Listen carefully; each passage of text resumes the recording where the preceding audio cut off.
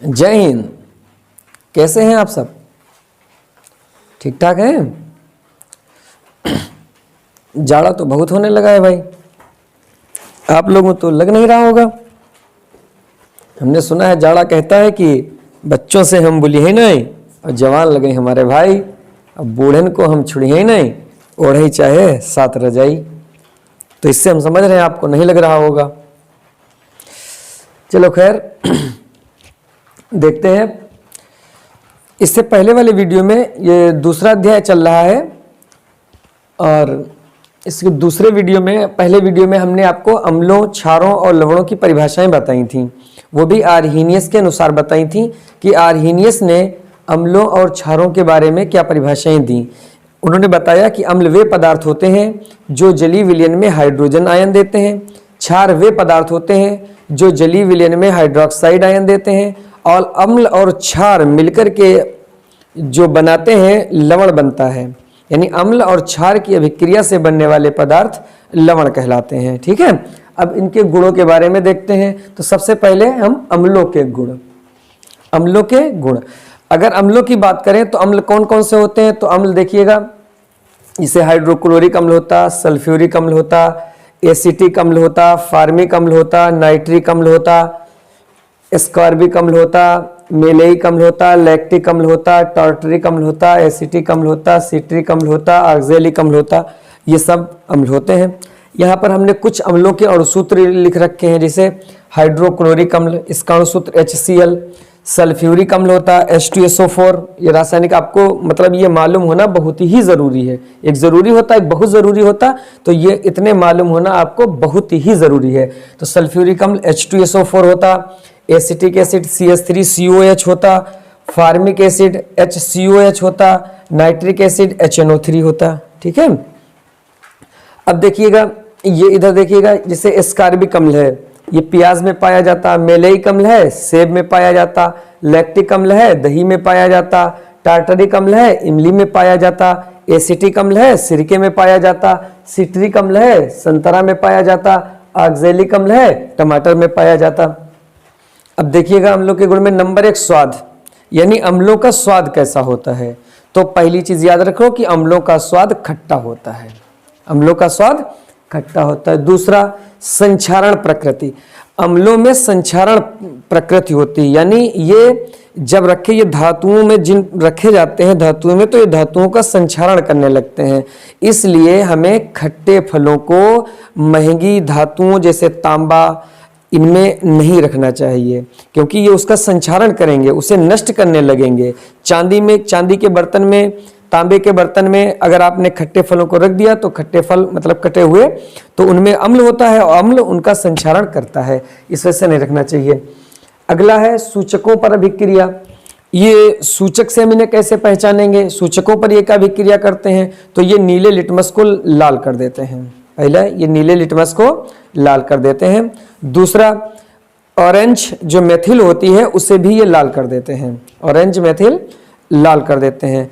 फिनोल्फ्थीलीन को ये कोई भी रंग परिवर्तन इनमें नहीं होता है, यानी फिनोल्फ्थीलीन को कोई भी रंग ये परिवर्तित नहीं करते हैं। अगला है धातुओं से क्रिया। अम्ल जो है वो धातुओं से क्रिया करके लवण बनाते हैं और हाइड्रोजन मुक्त करते हैं, सभी अम्ल। लेकिन यहाँ पर हम 2 एग्जाम्पल देते हैं, जैसे ये मैग्नीशियम है, ये सल्फ्यूरिक अम्ल है, ये क्रिया करा तो MgSO4 और ये हाइड्रोजन। ठीक है, तो अम्ल धातुओं से क्रिया करके ये लवण बनाते हैं और हाइड्रोजन मुक्त होती है। Mg, ये देखो हाइड्रोक्लोरिक अम्ल, और ये मैग्नीशियम क्लोराइड बनता है और हाइड्रोजन बनता है। धात्विक ऑक्साइडों के साथ अभिक्रिया।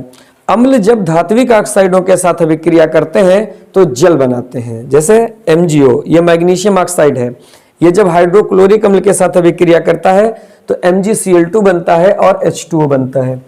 इसके बाद MgO यानी मैग्नीशियम ऑक्साइड जब सल्फ्यूरिक अम्ल के साथ अभिक्रिया करता है तो मैग्नीशियम सल्फेट बनता है और जल बनता है। मतलब धात्विक ऑक्साइड समझ गए कि MgO जैसे magnesium oxide, CaO calcium oxide, तो ये सब जिसके आगे धातुओं के आगे हम O लगाते चले जाएंगे वो ऑक्साइड बनता चला जाएगा। अम्लों का विलयन रूप। अम्ल जब होते ये जल में डाले जाते हैं तो ये अम्ल जो होते हैं ये हाइड्रोनियम आयन देते हैं, H3O पॉजिटिव देते हैं और Cl निगेटिव आयन देते हैं। ठीक है, कोई भी अम्ल हो ये सब के सब हाइड्रोनियम आयन देंगे। अम्लों के उपयोग क्लोरीन बनाने में HCl का उपयोग होता है। जिसे क्लोरीन गैस जब बनाते हैं तो किसका उपयोग होता है? HCl का उपयोग होता है। कलई से पहले लोहे की चादरों को साफ करने में HCl का उपयोग किया जाता है। अगर हमें कलई चढ़ाना है किसी भी लोहे के बर्तन के ऊपर तो हमें क्या करना पड़ेगा? लोहे की पहले सफाई करना होती है और उसके लिए हम HCl का उपयोग करते हैं, जो कि हमारे आमाशय में भी बनता है, यानी हमारे पेट के अंदर जो अम्ल बनता है वो HCl ही बनता है। आगे उर्वरक और विस्फोटक बनाने में HNO3 का उपयोग होता है। उर्वरक यही खेतों वाली खादें आदि जो बनती हैं, और विस्फोटक जो बनाए जाते हैं, विस्फोट नहीं मतलब तो बनाने में HNO3 का उपयोग होता है। लेड बैटरियों तथा पेट्रोलियम उद्योग में H2SO4 का उपयोग होता है। जो सल्फ्यूरिक अम्ल होता है ये H2SO4, HCl ये सब प्रबल अम्ल के अंतर्गत आते हैं। बैटरियों में, लेड बैटरियों में, पेट्रोलियम और उद्योग में H2SO4 का उपयोग होता है। H2SO4 से भी प्रबल HCl होता है जो हमारे आमाशय में बनता है, लेकिन H2SO4 को रसायनों का राजा कहा जाता है। H2SO4 को रसायनों का राजा कहा जाता है। अब इसके बाद हम देखेंगे क्षारों के गुण।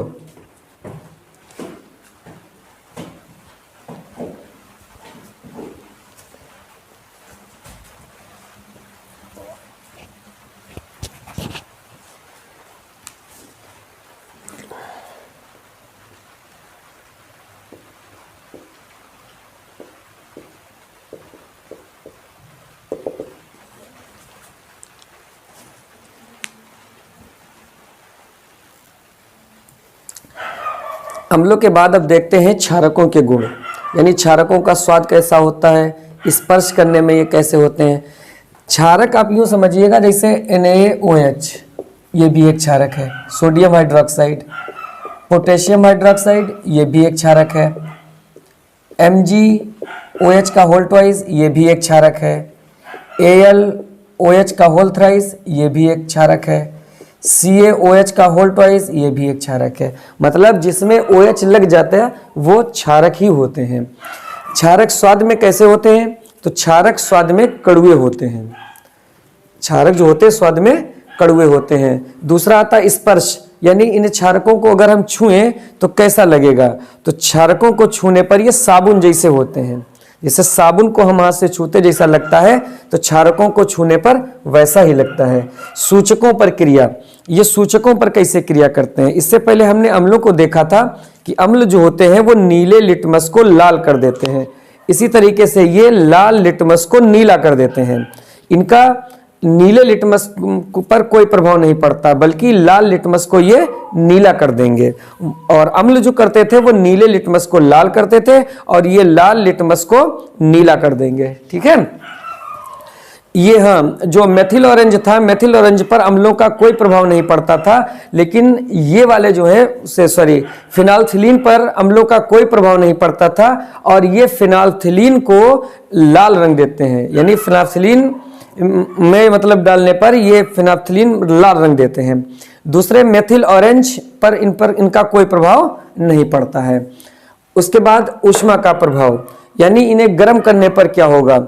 MgOH का होल ट्वाइस, जिसे ये मैग्नीशियम हाइड्रोक्साइड है, जब इसको गर्म किया जाता है तो ये जल देते हैं, ऑक्साइड देते हैं, धातुओं के ऑक्साइड देते हैं। यानी ऊष्मा का इन पर प्रभाव ऐसे पड़ता है, ये गर्म करने पर धातुओं के ऑक्साइड देते हैं और जल देते हैं। जैसे मैग्नीशियम हाइड्रोक्साइड है, इसे गर्म किया गया, ऊष्मा दी गई